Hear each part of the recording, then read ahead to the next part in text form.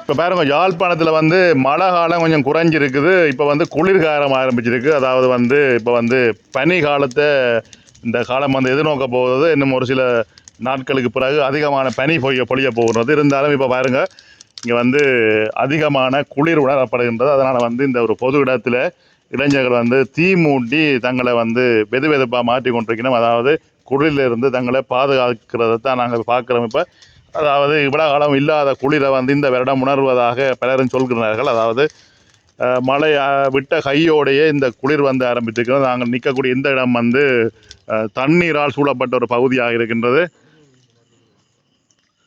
இந்த பகுதி முழுவதையும் இப்போ வந்து வெள்ளம் சூழ்ந்ததால் வந்து இந்த பகுதியில் வந்து அதிகமான குளிர் உணரப்படுகின்றது. இங்கே பார்த்தா தெரியும். இந்த பகுதியை சேர்ந்த இளைஞர்கள் வந்து தங்களை தற்பாதுகாத்துக் கொள்வது, அதாவது குளிரிலிருந்து ஓரளவு வெதுவெதுப்பாக இருப்பதற்காக இங்கே தீ மூட்டி இருக்கின்றார்கள்.